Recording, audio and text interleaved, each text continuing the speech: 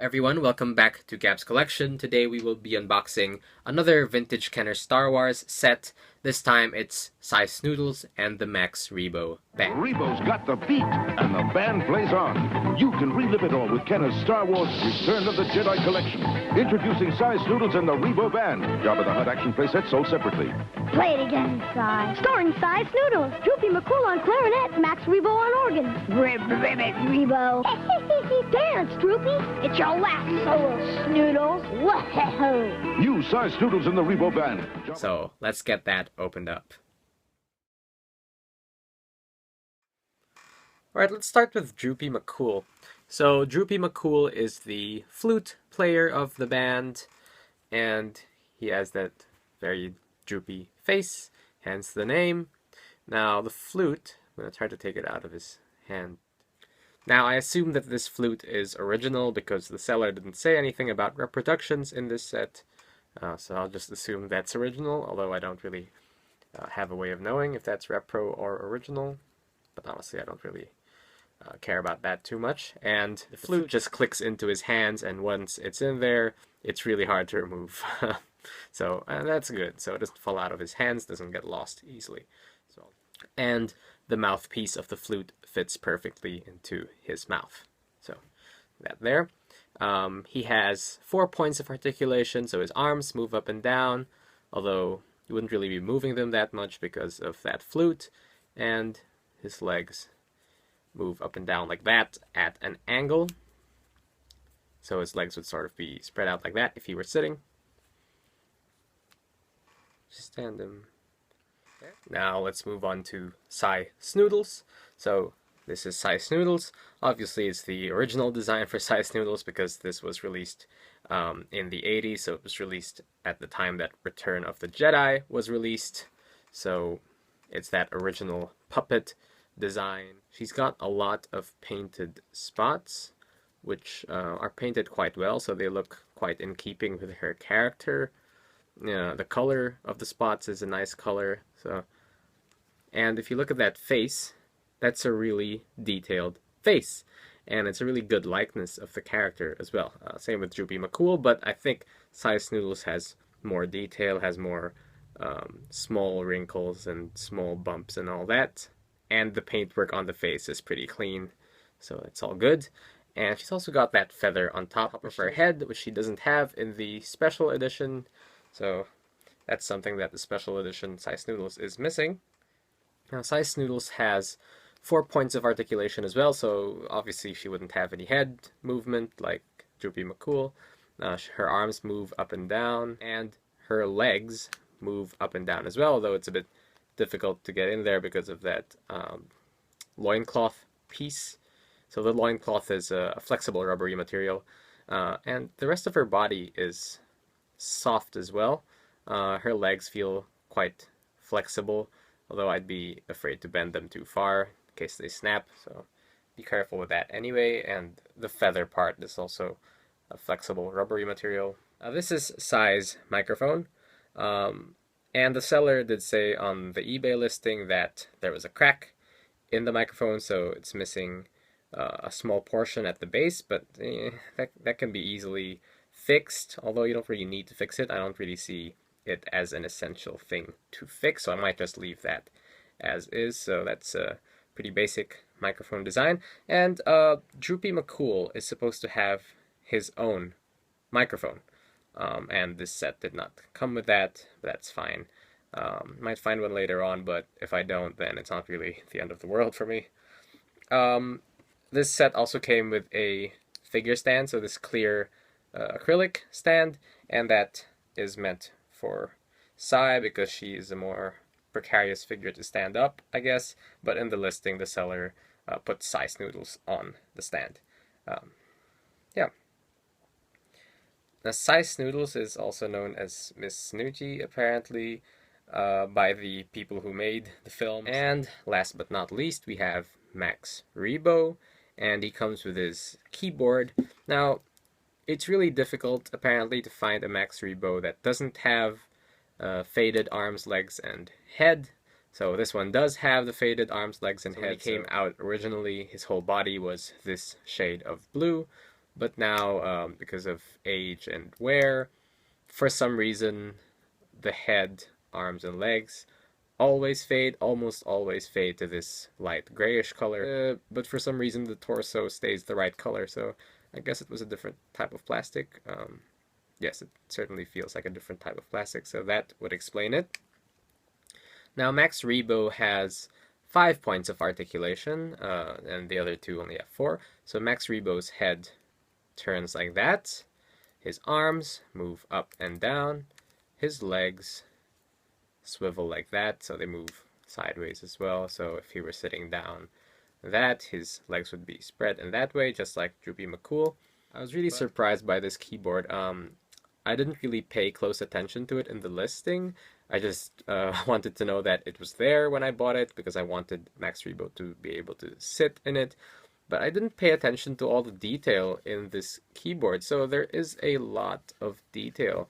There are these rivets here, these steel rivets, and the keys. Apparently, you can press each individual key, which I never would have thought that Kenner would do because, you know, they cut corners on some things, but apparently not with things like this.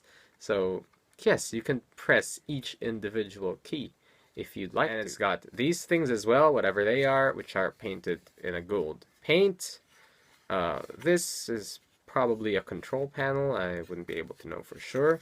Now some of the gold paint has gone onto other spots there, so it's just a bit of slop, but I don't mind that because that's how it came out from the factory. So it's not something that came out from wear or play. It's something that has always been on this particular piece. And the bottom has all that sculpting as well, those lines there.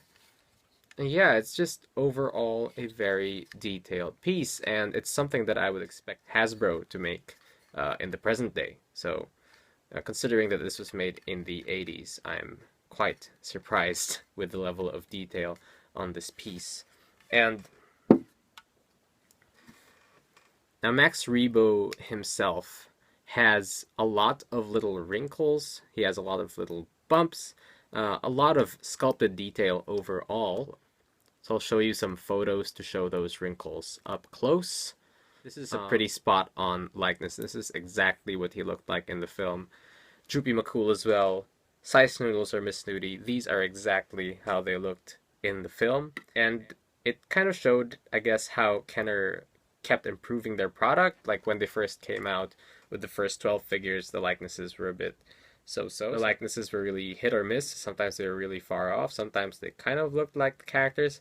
But maybe it's with their alien characters that they really hit the mark consistently. Like Jabba the Hutt, that was a really good sculpt. The Rancor was also a really good spot-on likeness. And these three look like they jumped right out of the movie.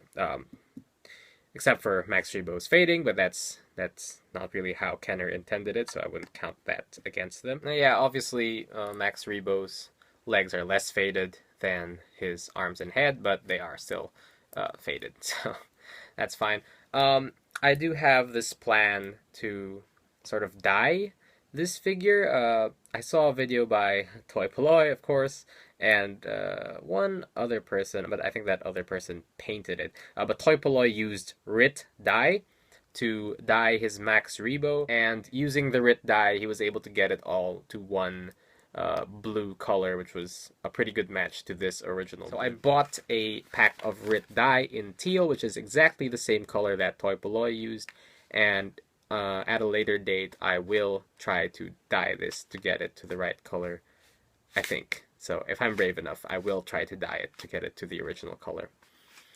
We'll see about that, and I will update you if I do attempt. Now let's sit Max Rebo at his keyboard, and there is the band all set up. So they're ready to play Laptinek. Now, I watched a video on YouTube a few days ago about how Max Rebo possibly doesn't have arms, and that these were supposed to be his legs, and I can tell you now that I can't unsee that, and that he's actually sitting on top of this keyboard. But with the figure, at least, we get arms and legs, and he looks very humanoid, so it's not as disturbing. So that gives me some consolation, and I won't be thinking constantly about how he has no arms. But yeah, maybe they did change the design later on in the film, and maybe they just decided that he wasn't intended to not have arms anymore. But really, if you look at those behind the scenes images, it really looks like they never intended for him to have arms. Overall, I really enjoy this set. I do wish I were there when it first came out, so I'd have a bluer Max Rebo. But yeah, there's lots of detail in here that I didn't expect. Just seeing images of it online is really different from looking at it in person and seeing all those little nooks and crannies. Some people are of the opinion that Sy Snootles and the Max Rebo Band was a poor choice of characters for Kenner to produce, but I disagree. Those people who think that it was a bad choice for Kenner to produce the Max Rebo Band say that it's because the Max Rebo Band doesn't have any action features. And I can tell you now that not every child buys action figures just to see them fight. Certainly, I didn't really do a lot of fighting with my action figures. I did more dramatic storylines. And I think that having this band sort of just rounds out your characters, especially if you're doing a Jabba's Palace setup. Having this band would just complete the whole thing. They're very unique character designs. These are very unique alien designs. We've only seen one of this species, one of this species, one of this species in the films. So why wouldn't you create figures of this that are unique and stand out against the sea of uniformed humans, uniformed rebels, and stormtroopers, and Imperial officers, and whatnot? Why wouldn't you take the opportunity to produce figures of unique characters like these?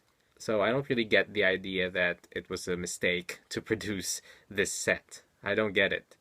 Yes, they're background characters that aren't important to the plot, but so are a lot of the other vintage Kenner Star Wars figures.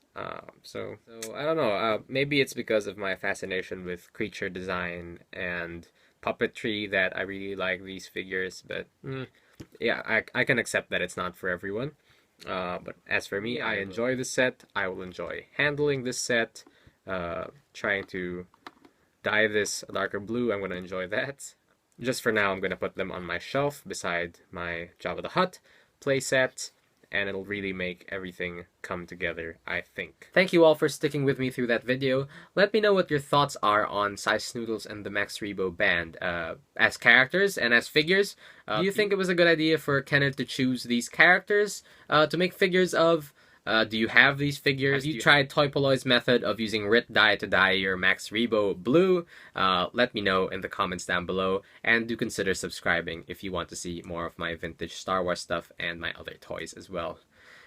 Yes, see you next time. Bye.